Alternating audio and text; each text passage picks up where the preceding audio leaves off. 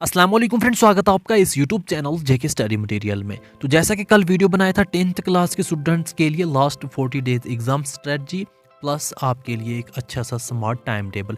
तो आज का वीडियो 11th क्लास के जेके वो स्टूडेंट्स के लिए लास्ट 40 डेज एग्जाम स्ट्रेटजी। तो ये 40 डेज जो हैं वो हैं जो स्टूडेंट्स सॉफ्ट जोन के हैं जिनको मार्च में एग्जाम है, और प्लस मंथ मिल जाता है जो स्टूडेंट्स हार्ड जोन में रहते हैं। तो जो हार्ड जोन वाले हैं वो भी इस स्ट्रेटजी को यूज़ कर सकते हैं। गारंटी देता हूँ आप इस strategy plus smart time table को लेकर अगर जाओगे, अच्छे से यहाँ पर स्टडी करोगे, आप 0% से 70% तक पहुँच सकते हो। इवन कि उससे भी ज़्यादा यहाँ पर आप कवर कर सकते हो। तो मैं आपको सब कुछ डिटेल में समझाऊंगा, आपने ये वीडियो एंड तक देखना है। अगर आप इस चैनल पर पहली बार आए हैं, इसको सब्सक्राइब करके रखें ताकि हर इंपॉर्टेंट अपडेट आपको इस चैनल पर मिलती रहे। नोटिफिकेशन ऑन रखना, आपके रिलेटेड कोई भी वीडियो होगा इसलिए अब तक पहुंच पाएगा। टेलीग्राम और व्हाट्सएप ग्रुप ज्वाइन कर सकते हो, लिंक डिस्क्रिप्शन में है। जो सिंपल एंड लेटेस्ट अपडेट्स होती हैं वो मैं आपको वहां पर प्रोवाइड कर देता हूँ व्हाट्सएप ग्रुप्स वगैरह में। तो यहाँ पर उसका वीडियो फिर नहीं बन सकता, तो उसके लिए आप WhatsApp group and Telegram group join कर सकते हो। आज का जो वीडियो है 11th क्लास के जेके वो स्टूडेंट्स के लिए है, जिसमें arts students, commerce plus medical के स्टूडेंट्स, सभी स्टूडेंट्स इसमें आ जाते हैं।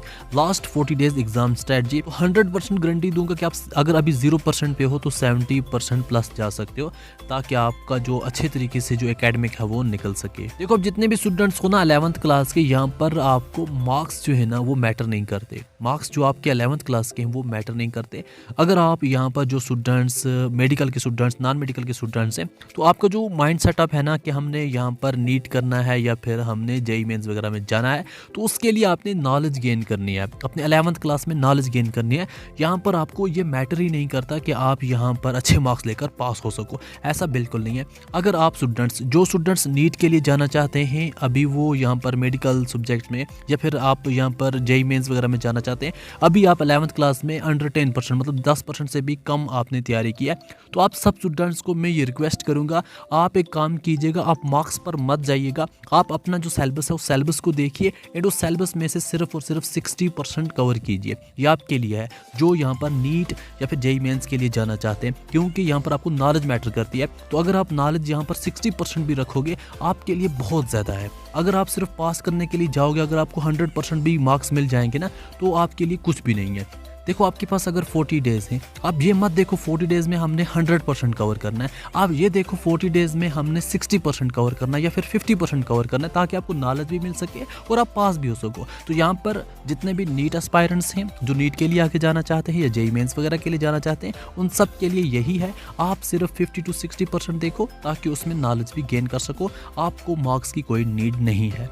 तो बाकी जो स्टूडेंट्स आर्ट्स के बनते हैं, जिनको आगे किसी और प्रोग्राम में जाना चाहे, तो उनको भी नॉलेज की ही ज़रूरत है, मार्क्स की ज़रूरत नहीं है, मगर वो बाद में भी कवर कर लेंगे। फॉर एग्जांपल किसी स्टूडेंट्स का पॉलिटिकल है, हिस्ट्री है, जियोग्राफी है या कुछ और सब्जेक्ट है, तो वो उसको बाद में भी कवर कर लेंगे अगर वो 12th के बाद उसकी नॉलेज की नीड है। मगर अभी आपने सिर्फ पास करना है, तो उसके लिए जो स्ट्रेटजी है वो देख लीजिएगा। तो ऑलमोस्ट सभी स्टूडेंट्स को, जितने भी 11th क्लास के स्टूडेंट्स हैं, एक ही बात कहूँगा, नॉलेज की तरफ जाइए, सिर्फ अपना 60% देखिए, सिलेबस देखिए, 60% जितने यूनिट्स का बनता है उसमें नॉलेज गेन कीजिए। जो टाइम वगैरह है, जो चीज़ें हैं, वो यहाँ पर इस तरीके से देखिएगा।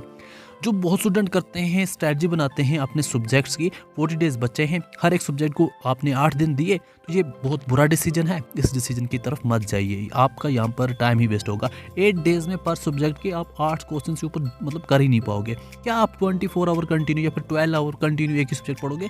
पढ़ ही नहीं पाओगे, मुश्किल हो जाता है। इसलिए आप थोड़ा सब्जेक्ट भी चेंज करोगे, अपना इंटरेस्ट वाला सब्जेक्ट भी बीच में लाओगे, सब कुछ अच्छे से बनाओगे, तो उससे आपको फायदा मिलेगा। अब यहाँ पर 2 डिफरेंट स्ट्रेटजीज इसलिए मैंने लिखा है क्योंकि जो मेडिकल एंड कॉमर्स स्टूडेंट्स हैं उनको बहुत ज़्यादा पढ़ना होता है as compare to arts students, क्योंकि उनको जो मेडिकल के हैं, कॉमर्स के हैं, जैसा फिजिक्स है, यहाँ पर बायो है एंड आपका केमिस्ट्री आ जाता है, ऐसे ही कॉमर्स के स्टूडेंट्स को भी कुछ टफ आ जाता है, जो पढ़ना पड़ता है, मैथ आ जाता है, तो उसको थोड़ा ज़्यादा टाइम लगता है एज कम्पेयर टू जो आर्ट्स के स्टूडेंट्स हैं। तो अब आगे किस तरीके से करना है वो थोड़ा देख लीजिएगा। तो आप सबसे एक रिक्वेस्ट करूँगा, आप एक काम कीजिए, आपके जैसा कि पर डे के 24 आवर होते हैं, उसमें से सिर्फ और सिर्फ 12 आवर मुझे दे दीजिए। आप जितने भी 11th क्लास के स्टूडेंट्स हैं, 24 आवर में से 12 आवर मुझे दे दीजिए। बाकी जो 12 आवर बचते हैं उसमें 100 आप जो मर्जी करो, वो आप तक है।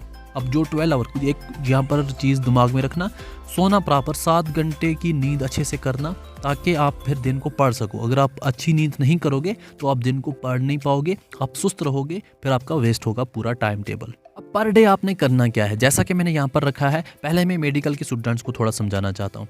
ABCD and English. आप बोलोगे ये क्या रखा हुआ है? देखो, ABC तीन सब्जेक्ट मैंने रखे हैं। फॉर एग्जाम्पल मेडिकल के स्टूडेंट्स हैं, उनके तीन सब्जेक्ट मतलब फिजिक्स, केमिस्ट्री, बायो, ये मेन सब्जेक्ट आ जाते हैं। और जो यहाँ पर डी वाला सब्जेक्ट है ये थोड़ा बहुत, किसी को ईवीएस, किसी को कुछ और सब्जेक्ट आ जाता है, थोड़ा बहुत ईजी आ जाता है। फिर इंग्लिश हर किसी का यहाँ पर होता ही है। तो आपने क्या करना है, इसको इस तरीके से डिस्ट्रीब्यूट करना है। 3 घंटे फॉर एग्जाम्पल फिजिक्स, 3 घंटे केमिस्ट्री, 3 घंटे आपका बायो, 2 घंटे आपका जो सिंपल सब्जेक्ट है, प्लस 1 घंटा आपको इंग्लिश पर डे का कवर करना है। अगर यहाँ पर कुछ ऐसे स्टूडेंट हैं जिनको यहाँ पर सभी 4 सब्जेक्ट जो इंपॉर्टेंट 4 सब्जेक्ट हैं, चारों के 4 सब्जेक्ट टफ हैं, तो आप यहाँ पर जैसा मैंने आपसे 12 आवर मांगे थे तो आप यहाँ पर 13 कर देना। एंड जो यहाँ पर 2 आवर मैंने रखा है डी सब्जेक्ट को, फॉर एग्जाम्पल किसी को physics, chemistry, bio and math है, तो इस डी वाले को भी 3 घंटे वो खुद से दे सकता है एंड आपका ये कवर हो जाएगा। प्लस 1 घंटा हर कोई इंग्लिश को देगा, बहुत ही आपके लिए इनफ है इंग्लिश का 1 घंटा। क्योंकि इंग्लिश में क्या होता है ना, आपको जो ग्रामर है, राइटिंग स्किल है, सिर्फ उस पर फोकस करना है। जो आपकी टेक्स्ट बुक है उस पर इतने क्वेश्चंस आपकी नीड ही नहीं है। तो पूरी बुक्स पढ़ोगे उसमें आपको कुछ आएगा ही नहीं। तो राइटिंग स्किल्स, ग्रामर वगैरह मैं आपको सिखा दूंगा ताकि आपको कोई प्रॉब्लम ही ना हो। अब ऐसे ही बात करते हैं जो आर्ट्स के स्टूडेंट्स हैं। आर्ट्स के स्टूडेंट्स जैसा कोई भी है, किसी को यहाँ पर भी क्या होता है ना, ऑलमोस्ट 3 सब्जेक्ट थोड़े टफ ही होते हैं वहाँ पर भी, जो आपको टाइम मिलेगा। तो आप यहाँ पर 3-3 घंटे उसको भी कर सकते हो एंड जो आपका इजी है उसको 2 घंटे एंड जो आपका इंग्लिश है उसको 1 घंटा। या फिर किसी को ऐसा लगता है कि उसका एक सब्जेक्ट टफ है तो वो उसको 3 घंटे कर सकता है। बाकी अगर आपको ईजी है तो आप यहाँ पर अगर कोशिश करोगे 3-3 घंटे दोगे, नॉलेज मिलेगी, आपके लिए बेस्ट है। तो अगर आप ऐसे ही सिर्फ लगते हो नहीं जी हमें पास होना है, हमें इसके लिए 2 घंटे इनफ है, तो आपके अगर एक जैसा कि आर्ट्स के स्टूडेंट को किसी को ऐसा कि एक सब्जेक्ट उसको टफ लग रहा है, बाकी उसको ईजी लग रहे हैं, तो एक सब्जेक्ट में वो 3 घंटे दे, बाकी सब्जेक्ट्स में वो 2-2 घंटे दे, तो वो इस तरीके से भी अपना चेंज कर सकता है। जैसे मैंने आपको बोला था स्टडी के बारे में आपने करना क्या है। देखो आपको मैंने बोला आप 11th क्लास के स्टूडेंट्स हो, आपको मार्क्स मैटर नहीं करते, मार्क्स की नीड नहीं है। आप अपना सिर्फ 50 to 60% जो टाइम टेबल मैंने बनाया उसको पूरा कवर करो एंड ओनली 50 to 60% सिलेबस इसलिए कवर करो, यहाँ पर आपको नॉलेज मिलनी चाहिए। नॉलेज मिलेगी तभी सब कुछ कर पाओगे, कुछ उखाड़ पाओगे। अगर नॉलेज नहीं मिलेगी ना, सिर्फ मार्क्स से कुछ नहीं होगा। तो आप यहाँ पर जैसा मैंने वो चीज़ बोल दी, आपने वो करना है। अब यहाँ पर क्या करते हैं कुछ स्टूडेंट जिनको अगर इंग्लिश थोड़ी स्ट्रांग है, वो अपनी लैंग्वेज में अपने टॉपिक्स को समझें, सीखें अपनी लैंग्वेज में, तो बाद में वहाँ पर एग्जाम हॉल में जाके इंग्लिश में उसको लिख लें। ये होता है सिंपल तरीका। मतलब आप कैसे स्टडी करें अपना, मतलब कोई टॉपिक पढ़ा, किसी को सिंपल आर्ट्स है तो उसने सिंपल टॉपिक पढ़ा, किसी के बारे में पढ़ा, हो गया याद। यहाँ पे उसने उर्दू में किया था, वो अपनी लैंग्वेज में किया था, तो वहाँ पर जाके उसने इंग्लिश में लिख लिया, कोई मसला नहीं है, ठीक है। तो फिर जो ऑलमोस्ट स्टूडेंट आ जाते हैं वो आते हैं रट्टा मार, तो रट्टा मारना पड़ता है, रट्टा मारो एंड जाके एग्ज़ाम दे दो। अब मेन चीज़ आपकी टाइम टेबल। देखो टाइम टेबल मैंने किस तरीके से आपके लिए बनाया है। तो जो मैंने आपको अभी बोला था आपने 12 आवर मुझे दे दो, तो उसमें आपको यहाँ पर मैंने क्या रखा हुआ है, जैसा आप रखो किसी को यहाँ पर टफ रखा हुआ है। अब यहाँ पर मैंने एक काम किया, जैसे मैंने आपसे 3 घंटे बोला था कि जो आपके मेन सब्जेक्ट है उनमें 3 घंटे, और मैंने ये कोशिश की है तो प्रॉपरली 3 घंटे एट ए टाइम उनको दें। क्योंकि क्या होता है ना, कभी कि आपने फॉर एग्जाम्पल अभी 2 घंटे दिए, शाम को 1 घंटा दिया, कभी आपका क्या होगा ना, माइंड सेटअप चेंज हो जाएगा, यार उसको 2 घंटे ऑलरेडी दिन को दिए हुए, अब क्या ज़रूरत है 1 घंटा और देने की, छोड़ो कल पढ़ लेंगे। इसको ये 1 घंटा आपका वेस्ट हो जाएगा। इसलिए मैंने पूरे 3 घंटे एट टाइम रखे। और अगर आपका फॉर एग्जाम्पल 2 घंटे कंटिन्यू मूड अच्छा बना हुआ है तो 1 घंटे में आप ज़्यादा पढ़ पाओगे, 2 घंटे से भी ज़्यादा +1 वाले घंटे में पढ़ पाओगे। इसलिए 3 घंटे पूरे बराबर इकट्ठे रखे हुए मैंने। तो आप यहाँ पर देखो मॉर्निंग 7 बजे से लेकर 10 बजे तक आपने ए सब्जेक्ट पढ़ा। अब ए सब्जेक्ट आप रख सकते हो, फिजिक्स है, केमिस्ट्री है, बायो है, पॉलिटिकल साइंस है, ज्योग्राफी है, कोई भी है, आपकी मर्जी। फिर यहाँ पर 10 से लेकर 10:30 तक मैंने आपको ब्रेक दी, ब्रेकफास्ट करो, जो मर्जी करो। फिर 10:30 से 1:30 तक आपने 20 सब्जेक्ट पढ़ा।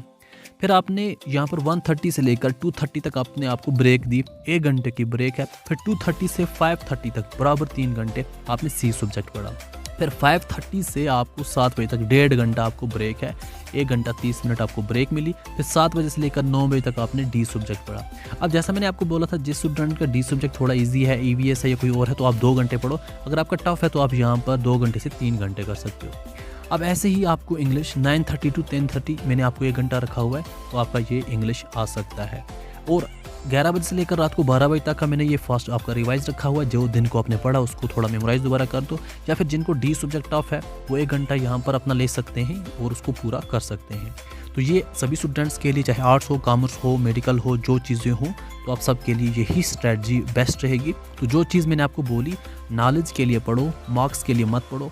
तो मैं यहाँ पर आपको ये कहना चाहूँगा दोबारा कि जो भी 11th क्लास के स्टूडेंट्स हैं, अगर आपको नॉलेज के साथ फॉर एग्जांपल आपको अगर 50% मार्क्स हैं 11th में और उस पूरे 50% की नॉलेज आपके पास है कि हाँ हमने क्या पढ़ा था, क्या कुछ किया था, तो मैं बोलूँगा आपके यहाँ पर ये 50% नहीं है, ये 100% मार्क्स हैं।